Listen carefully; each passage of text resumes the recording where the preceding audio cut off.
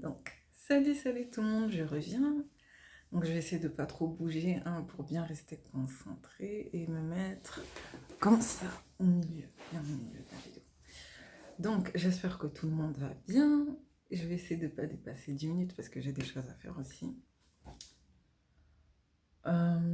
Et comme je sais que je vais sûrement pas refaire d'autres vidéos, là pour l'instant je suis à une vidéo par semaine, donc voilà, juste histoire de faire une petite vidéo comme ça, donner des nouvelles. Donc, et j'ai vu des tonnes de vidéos, réactions sur ces polémiques là dont j'ai parlé, et qui sont bien d'ailleurs. Je pense qu'il y en a qui connaissent Derin Tia. Elle est vraiment pas mal, franchement. Au début, je la calculais pas trop. Je trouvais qu'elle était un peu trop stratégique. Je déteste ce truc, je déteste ce truc. Mais finalement, ça va. Franchement, après avoir vu quelques vidéos, surtout sur le métissage, quand même, faut avoir le courage et l'honnêteté de dire tout ce qu'elle a dit. Franchement, moi, je préfère quelqu'un comme ça, qui dit clairement tout ce qu'elle a sur le cœur par rapport au métissage, au noir, tout ce que tu veux, que d'autres personnes qui se cachent derrière des claviers, pour, voilà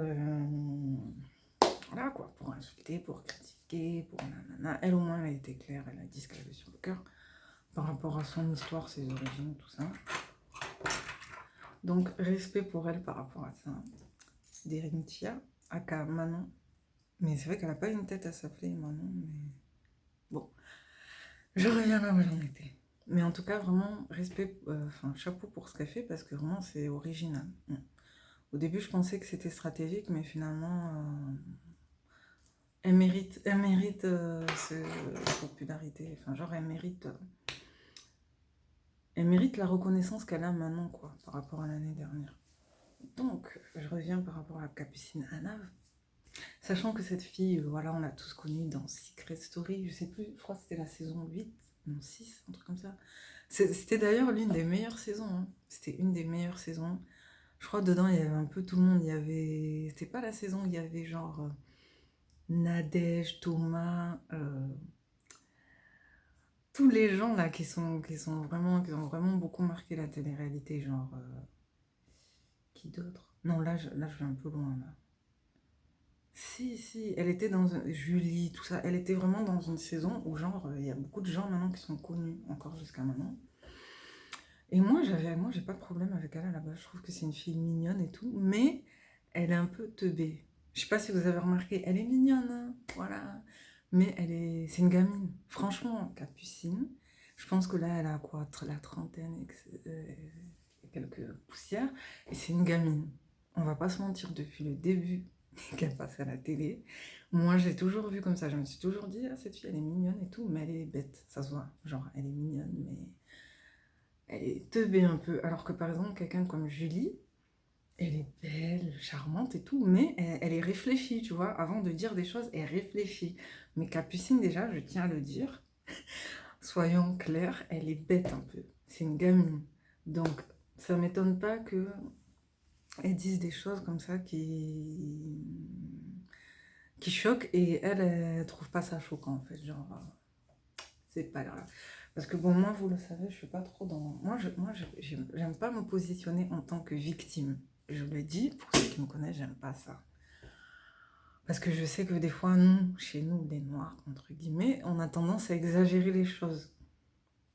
Du type, des groupes un peu désolés, mais comme la LDN, je les respecte leur travail et tout, mais on va pas se mentir, eux, dès qu'il y a un blackface, même dans une pièce de théâtre, qui est très peu connue ou quoi, ça y est, c'est la fin du monde. Nanana. Donc, moi, je suis pas comme ça.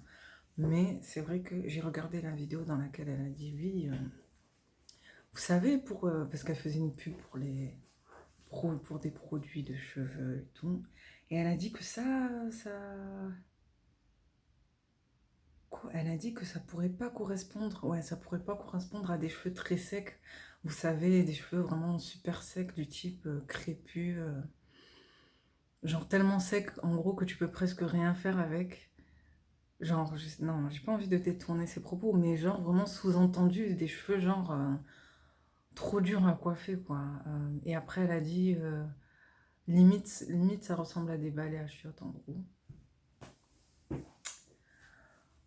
Donc, Moi, au début, quand j'ai entendu parler de ça, je me suis dit, elle est conne, c'est une gamine, nanana.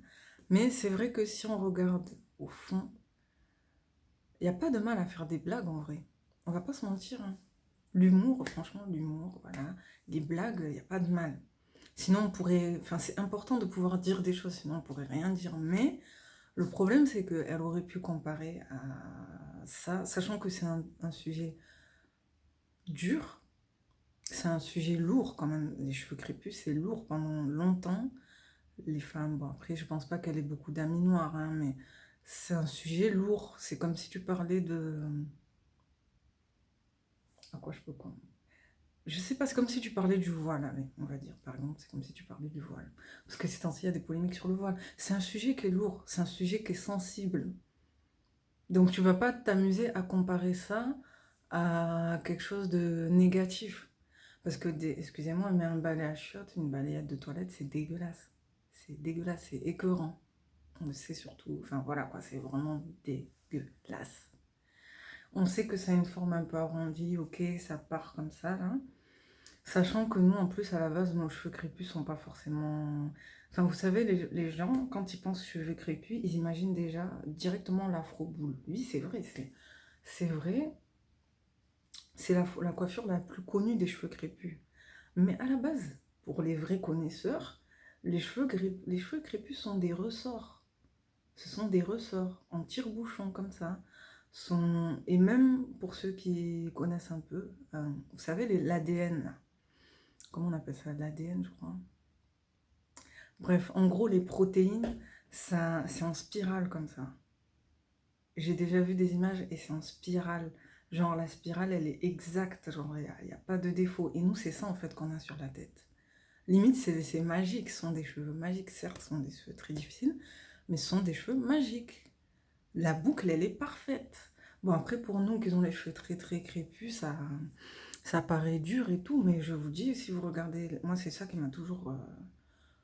surpris, c'est que c'est vrai que quand vous regardez les cheveux métissés, ça attire l'œil parce que c'est tellement symétrique, c'est tellement géométrique, c'est genre c'est vraiment rond et des fois c'est un peu carré. C'est beau. Et les gens, quand ils voient ça, ils sont là, waouh, waouh, waouh, ouais, mais ça vient des cheveux crépus, ça vient des cheveux bien crépus, raplapla, que personne n'aime, que tout le monde trouve que c'est galère à coiffer, ben ça vient de là. Qu'on le veuille ou non, oui. Là, je redeviens un peu afrocentriste, hein, comme avant. Là. Oui, qu'on le veuille ou non, ça vient de là. Donc, ça se voit que déjà, elle s'y connaît pas trop, parce que si elle aurait beaucoup d'amis, de proches qui ont des cheveux afro, elle aurait réfléchi avant de dire ça, parce que c'est un sujet lourd. C'est un sujet que même maintenant, après avoir fait plein de pubs, plein de produits, de sites pour aider les gens à s'aimer, à prendre soin de leurs cheveux, même jusqu'à maintenant, il y a encore des problèmes, des soucis de confiance en soi, de malconnaissance du cheveu crépus, nanana. Donc, voilà. Là, j'ai fait mon coup de gueule, c'est une gamine. Au bout d'un moment, c'est même plus du racisme. Voilà. Moi, je vous dis, arrêtez de... Pour ceux qui l'insultent de raciste, arrêtez. Pour ceux qui disent que les blackface et tout, c'est raciste. Moi, perso, pour moi, c'est même pas du racisme, c'est de la bêtise. C'est pas du racisme, c'est de la bêtise. Le vrai racisme, c'est des trucs genre tu peux pas aller dans tel endroit ou tu peux pas faire telle chose parce que t'es trop noir, parce que t'es trop négroïde. Ça, c'est du vrai racisme. Ah oui. Quand quelqu'un te dit par exemple je veux pas m'asseoir à côté de toi parce que genre en mode comme si tu vas me salir ou quoi, et dans des pays étrangers ça arrive pour certaines personnes noires, ça c'est du racisme. Mais ces petits trucs là, ça c'est plus du racisme, ça c'est de la bêtise. Genre la personne elle est bête. Faut dire les choses comme elles sont. Après, elle a fait une autre vidéo dans laquelle elle a dit, bon les gens, ouais, faut se calmer là, ça y est, juste parce que j'ai dit ça y est, c'est la fin du monde, oh, elle est raciste, nana. Et là, à partir de là, je suis un peu d'accord avec elle sur le fait que, ben, à force de tout le temps s'acharner et de tout le temps exagérer les choses dès qu'il y a un problème vis-à-vis des trucs de noir, entre guillemets, c'est ce que j'avais dit, hein, avec la polémique sur Chira, les blackface, Griezmann, tout ça, j'avais dit, hein, à force de tout le temps être choqué et de tout le temps s'énerver, ça va devenir dérisoire, ça va devenir banalisé. Genre, on va se moquer de tout, parce que à force... Et limite, il y en a qui vont jouer de ça pour faire des buzz, un peu comme H&M avec le t-shirt, là. Comme les gens, ils savent que à chaque fois, on part au quart de tour dès qu'il y a un truc qui a un rapport avec les Noirs, ben, limite, les gens, ils vont exagérer, ils vont nous embêter, parce que elle, par exemple, c'est le genre de personne qui trouve qu'on exagère, genre, c'est pas la fin du monde, et c'est vrai, on va pas se mentir. Certes, elle aurait pas dû comparer ça à ça, elle aurait pu prendre autre chose, une autre métaphore, mais on va pas non plus directement, oh, c'est une raciste, nanana, ça c'est gamin. J'ai fait plus de 10 minutes déjà. Bref, my god, my god. Qu'est-ce que je veux dire d'autre? Donc oui, par rapport à ça, elle a pas tort. On est dans un pays aussi, on le répète encore, dans lequel on a le droit à la, comment on dit ça? Pardon, liberté d'expression. Sachant que, bon, là je vais repartir encore sur un autre sujet, mais enfin, on est libre de dire ce qu'on veut. Voilà. À partir du moment où on blesse ou on vexe personne, on est libre de dire ce qu'on veut. Donc, si on se tient par rapport à ça, c'est vrai qu'on exagère. Et limite, si on est trop sensible, au bout d'un moment, ben, on va nous dire, ben, cassez-vous, quoi. Donc, faut savoir ce qu'on veut aussi, hein.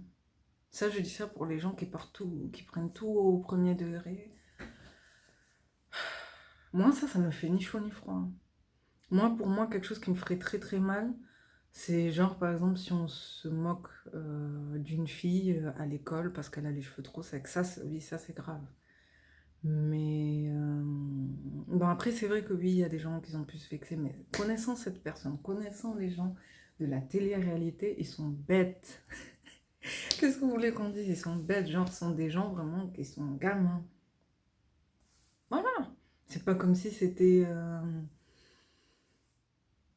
un homme du gouvernement, une personne qui travaille dans le gouvernement, ou une personne très connue, qui dit, très, très, vraiment très connue et très respectée, qui dit ça. Non, c'est une gamine, donc voilà, quoi. Je pense que je vais m'arrêter là. Sachant que la liberté d'expression, genre les droits de l'homme, entre guillemets, pays de droits de l'homme, tout ça, ça c'est un truc qu'on est en train... Enfin, j'ai entendu dire qu'il y a beaucoup de gens qui critiquent ça. Mais Derinthia, par exemple, elle a dit que il y a beaucoup de paradoxes en France parce qu'on dit être un pays de droits de l'homme, liberté d'expression et tout, mais par exemple, quelqu'un qui porte un voile, c'est directement pris comme une provocation. Je ne vais pas forcément continuer, je ne vais pas continuer à détailler, mais c'est vrai que là, par rapport à ça, je suis d'accord avec elle. Ah, mais vraiment, au point où moi, je vous avais dit que j'avais failli me faire agresser il y a 5 ans passé quand j'avais porté le voile en pleine nuit. J'étais habillée tout en noir quand j'étudiais à Nantes. Et un soir, après être rentrée de faire les courses et tout, j'ai failli me faire agresser. Et en même temps, c'était une même époque où aussi, en même temps, à un moment, je voulais faire des photos de mannequins. Et tu sais, d'un autre côté, tu avais des gens, limite, moi, je voulais faire des photos simples, hein. Et je tombais sur des gens, donc elle aussi, elle en a parlé, des photographes pervers, des photographes qui voulaient que je me mette à poil, limite en lingerie. Donc, ça, c'est un triste constat, c'est qu'on vit dans un pays où on a plus tendance à encourager des mauvaises choses que des choses bien. Franchement, quelqu'un qui montre son visage et qui couvre juste ses cheveux, ce n'est pas de la provocation. Moi, je l'avais dit, je l'ai dit maintes et maintes fois, que vraiment, j'avoue, les choses vraiment choquantes, c'est quand vraiment on voit que les yeux. Ça, on va pas se mentir. Quand on voit que les yeux, limite, ça peut poser des problèmes par rapport à l'identité, nanana. On l'a vu avec un criminel qui avait utilisé un niqab pour se cacher. Voilà, on va pas se mentir. Là, ça peut aller loin. Mais on a le droit de montrer les mains et le visage. Donc, si tu dis que tu es contre le fait de juste au moins cacher ses cheveux, là par contre c'est le gars, il a un problème. Mais bon, je ne vais pas retourner encore dans ça. Mais c'est vrai qu'on vit dans un pays où on tend plus à encourager des choses mauvaises, pas forcément bien, et à blâmer des choses bien. Genre quelqu'un qui veut juste être humble, pas forcément dans la provocation, ça pose problème. Et moi je l'ai vécu, hein. D'où le fait que j'ai envie de voyager. Genre, c'est pas étonnant que maintenant j'ai envie de voyager, quoi. Je me vois pas rester très longtemps en Europe. Mais bon, je vais m'arrêter là, je vais passer au film Banlieusard. Parce que le temps il passe et j'ai des choses à faire et bientôt il va faire nuit. Donc je reviens avec le film Banlieusard.